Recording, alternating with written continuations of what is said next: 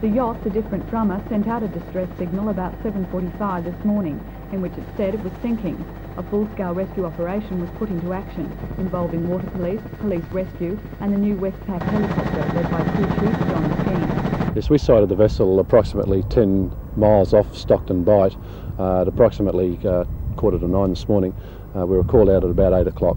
A police rescue launch, the Brian K. Doyle, reached the vessel shortly after 10 and towed it into Newcastle Harbour, where the 3 men and 1 woman on board, all of Wollongong, set about cleaning up and pumping its bilge. Skipper Robin Davis said trouble with the motor, rudder and heavy weather conditions had prompted the Mayday signal. However, the officer in charge of Newcastle Water Police, Sergeant Bill Harley, was not convinced the Mayday call was justified. The rescue was quite successful, but it was not, in my opinion, a Mayday situation. What should they have done? What they should have done, when they became alarmed, they should have put out an emergency call or a pan call. I don't like this Mayday situation. Mayday can only be used if you're sinking, the vessel's on fire, or some person is overboard. I can't stress this too strongly.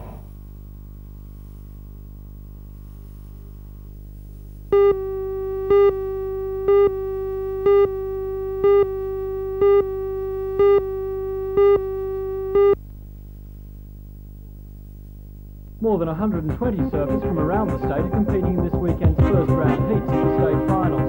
In recent months, elimination events have been held in all regions on the New South Wales coast, and consequently the surfers in the heats are the cream of the state's amateurs.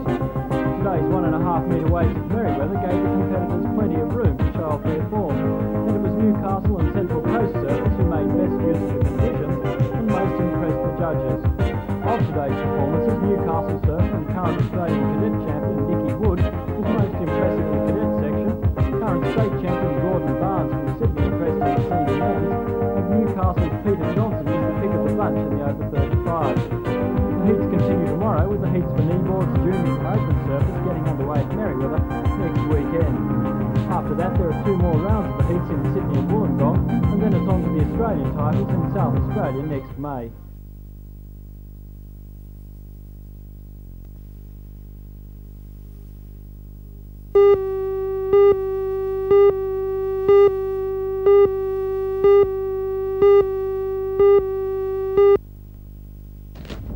The issue of a marina for RAF mines has been alive now for 21 years. For that reason, Alderman Keith Edwards from Lake Macquarie City Council says the residents are being unreasonable because they've known of Council's intentions all along. The residents claim that still doesn't make the rezoning or the eventual establishment of the marina right, and it hasn't changed their minds on the issue. Mr Mike Conway, president of the Bayswater Progress Association, says the residents are worried about the pollution the marina will cause and the fact that it's a public park being taken away. Well, basically it's on public land. It's within the bounds of the ex-RAF base, which in the past was zoned for open space, and the council have now gone ahead and rezoned this area for a privately developed marina. Alderman Edwards counters that claim and says RAF Mines is a regional park, like the ones at Crowders Bay and Spears Point, and shouldn't be seen as belonging to the people of RAF Mines alone. Despite the lost battle of the rezoning, the residents say the war has yet to be won, and they intend to oppose every application that is put before Council for a marina at RAF Mines Park.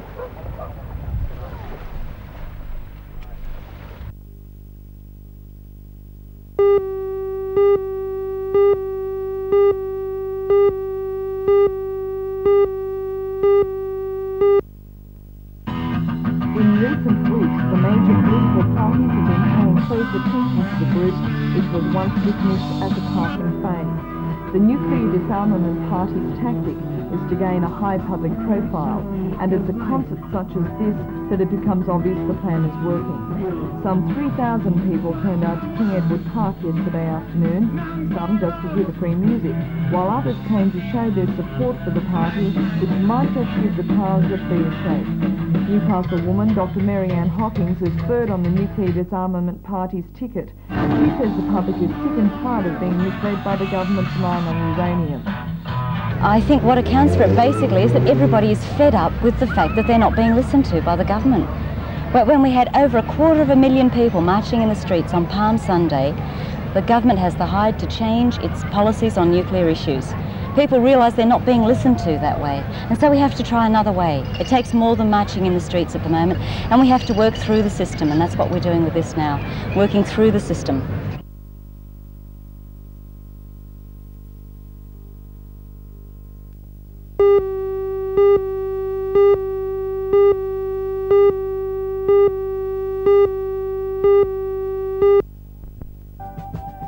With more and more people taking up the sport of diving, yesterday's incident highlights that more care needs to be taken. When you make your way down from the During area training, where you each get diver geared is up told down that to your dive multiple site, dives in you'll a have day to go can down a cause rock the face. bend, and it's Once you're down important at the to water's consult edge, the you diving must tables to continually work pay out attention to the how waves long it's coming safe in. to stay Never turn your underwater back at on a a wave certain and come out of depth. nowhere. Crouch It's down and also brace brought yourself home or to hang the onto another students that the object. depth gauge Warn is other one of the divers most that the wave's important soft and pieces an of ideal equipment in location for your diving. entry point, and Instructor then on the Frank crest West of the wave, says make your problems entry. arise when divers fail to keep the abreast bottom of terrain, what you've got to they've keep learned. monitoring your depth. It's after they finish their training is keeping current with the tables.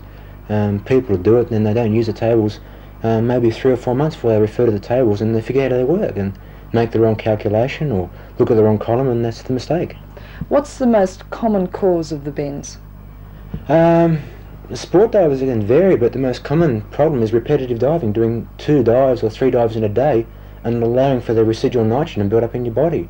And single dives, it's very hard to get a bend because most of the people doing single dives are only shallow dives, except for the people in boats going the deeper diving, but most of those guys are pretty well up on tables and know how this nitrogen works on it.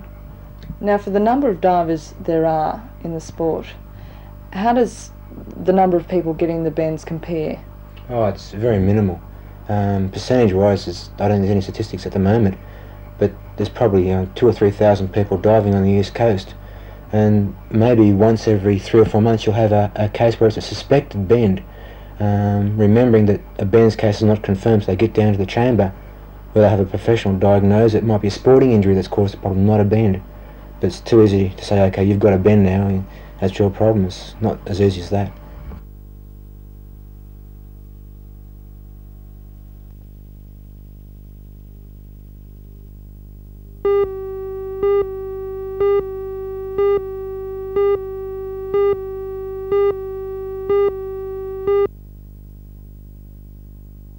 The money, almost $200,000 more than last year, was awarded by the Australian Research Grants Committee, the government agency for the distribution of research grants, and the National Health and Medical Research Council for research projects to be conducted at the university.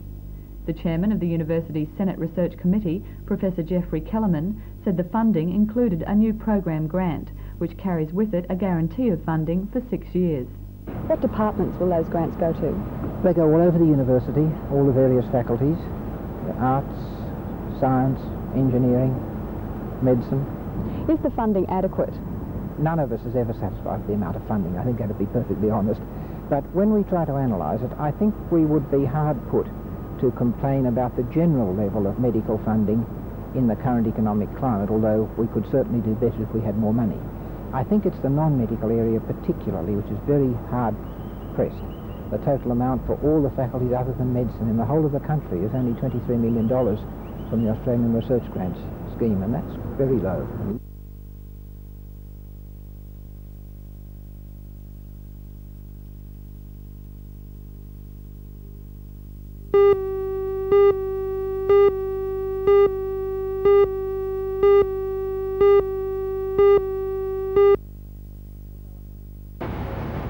Although 164 home care branches operate throughout the state, the centre, opened in Maitland Road, Islington, is the first for the use of Aborigines only. The chairman of Home Care Services in New South Wales, In the home to people. said the branch would be used as a test case and would hopefully set a precedent for further branches to be opened. We hope that this Aboriginal service will grow in the same way that the mixed service has been growing in the last few years. But depending on how this goes, I think the example it gives will be followed by a lot of other people, of other Aboriginal groups right throughout New South Wales. What's the aim of the home care service? Well, the aim of the home care service essentially is to help people be independent and to get them help so they can run their own home and stay in their own home and not have to go into institutions either themselves or their children. How many people would the service assist? This Aboriginal service is assisting at the moment 19 Aboriginal clients, but of course it covers a wide area, and there are perhaps over 4,000 to 5,000 Aboriginals in this geographical area of this Aboriginal branch. So they've got up to 4,000 or 5,000 clients.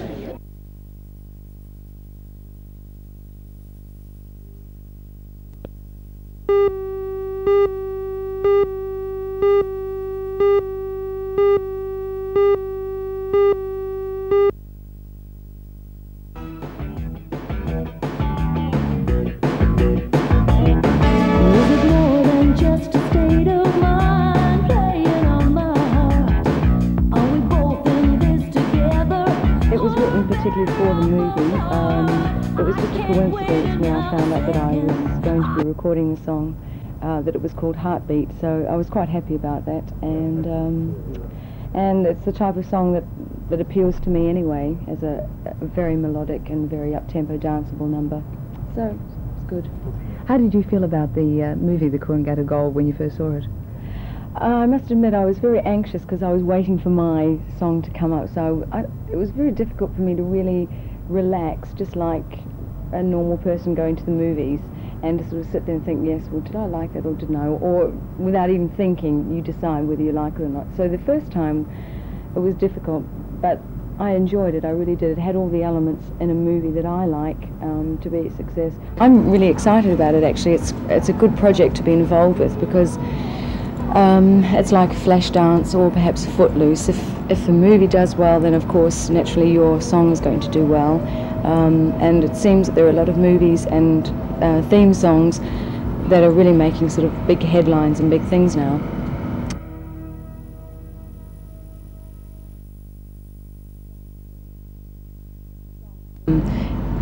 The song's called Heartbreak, written by John Conti, and then I thought, no, any minute now he's going to say sung by Sharon O'Neill, because a lot of people sort of, as soon as they see a name that they recognise, they just think it automatically. So I was very lucky that he got it right. So I'll say it now, Bill Conti wrote the music and Sharon O'Neill wrote the lyrics. And for people who know the Rocky movies, he wrote all the theme music for those 3 movies, and lots of other.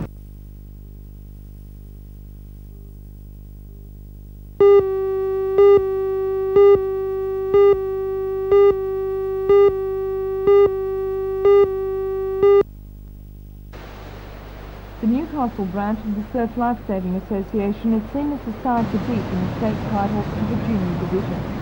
In 1982, Newcastle won the title, and last year the team took out second place. The 39 children, aged between 10 and 13, will be competing in 3 events: the sprinting and flag competition, the march past, and the water event.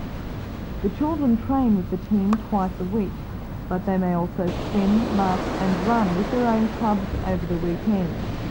This requires tremendous commitment from one so young, but they don't seem to mind.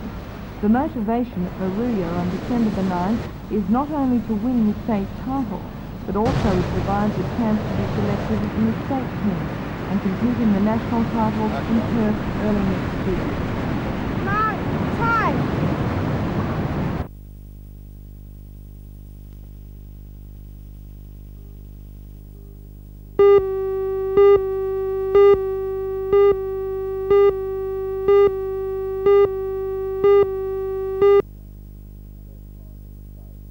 First time in the state. It's the introduction of a new section of the team's championship. Someone tells me Newcastle has a big chance of taking this out. Oh yes, I think so. Being locals, I think the team's got a good chance of knowing their own estuary. It's fished on Lake Macquarie entirely, and there will be teams coming from any of the 13 divisions that occur throughout the state structure. And how many in a team? 10 in a team with 2 reserves. And I believe you have limits on the number of fish, and the judging system's quite complex, really. Well, to try and obtain what could be regarded as an overall result and not cater for specialist fishing, we have a bag limit of 30 per species per competitor, which means once your competitor's caught 30 of a given species, he's got to be versatile enough to go looking for something else to improve his catch. And people may think fishing is a very small-time recreational sport. It's far from that, isn't it? It's probably the largest recreational activity in Australia, if not the world. Recently, the federal government asked the fishing organisations Australia-wide to undertake a survey on their behalf, which was done, and it showed some staggering figures. There are 4.5 million Australians participate in recreational fishing as an activity annually, and it returns something in excess of $2 billion to the Australian economy. So it's quite an expensive enterprise.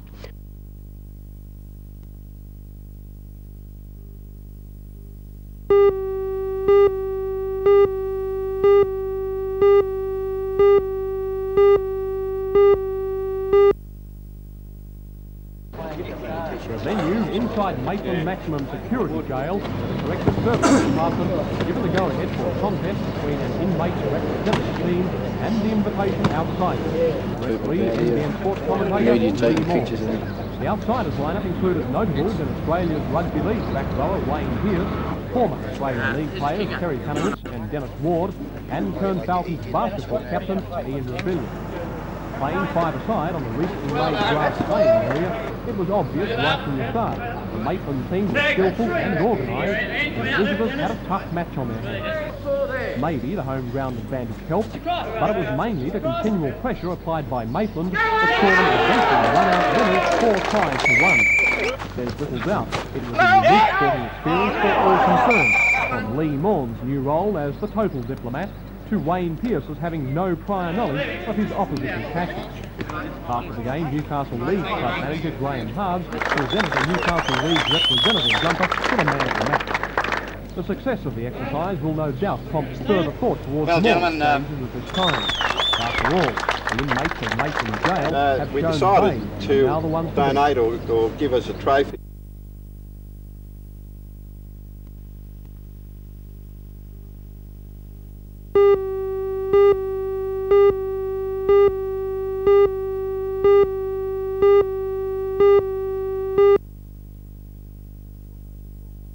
It was almost a foregone conclusion who'd received the Sportsman of the Year.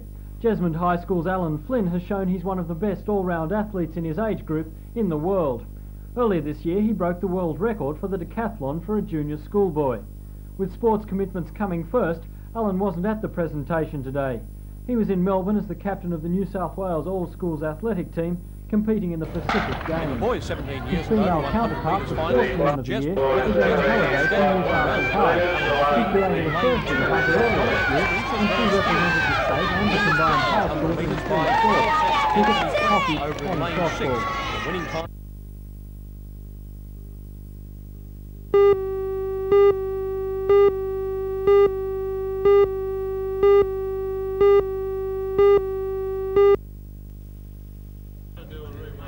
The Belmont 16-footers acted as host club for the competition, which was conducted entirely on Lake Macquarie. 4 divisions entered: the Newcastle District Angling Association, the South Coast, the Central Coast and a combined Wyong division. Each team was made up of 10 people, with an extra 2 as possible reserves. The Newcastle anglers won the competition with a top score of 475.5 points. Points were allocated depending on the weight and number of fish caught, although no more than 30 fish of any species could be caught by each competitor. The South Coast Division came in second with a score of 175.25 points, followed by the Central Coast, then Wyong. A total of nearly 83 kilograms of whiting, bream and flathead were caught. Although it was the first estuary team fishing competition to be held in the state, Mr Barry Deflon, the president of the host and winning division, described it as a success. It's a good result for the locals. It was nice to see so many people coming from all over the state to compete. I think next year will be a better event when it's more widely publicised and there's a slightly different format being programmed. What's planned for the next competition? Well, this competition was run in 2 short fishing sessions which predominantly ran in daylight hours only. Didn't allow much scope for the genuine estuary fisherman that likes to fish into the night. Next year we're going from 4 p.m. Saturday till 10 a.m. Sunday, 1 fishing session right through. So it should give a good balance of daylight and night fishing for all competitors.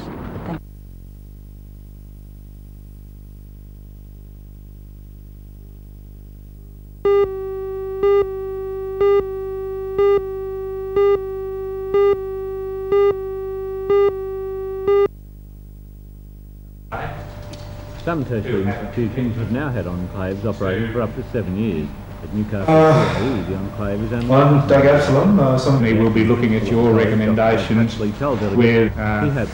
those of you who haven't partaken of that, you enjoy the one little bit of freedom where the college's retention rate of Aboriginal students has gone from less than 20% to 90%. I haven't had much support, and it wasn't up until the beginning of this year that I feel myself that I've sort of started to really enjoy college and got the full meaning out of college. Because the enclave comprises a few rooms and specifically allocated staff, but it makes a big difference to the Aboriginal students. It's a situation now, at least one Aboriginal graduate. The ones that really need the support is the ones coming from right out in the country, virtually straight off a mission type situation, and they're coming to a place that is, it's just like stepping in the middle of Sydney for the first time, or middle of the city for the first time, and they've got no support. And this is one of the main reasons I see for the enclave, is to eventually get the student used to the building, having friends, Aboriginal friends here to talk to it to start off with, and also get the feel of the college. And then once they eventually make friends with non-Aboriginal people in the community or in the college, then the enclave then becomes a resource centre.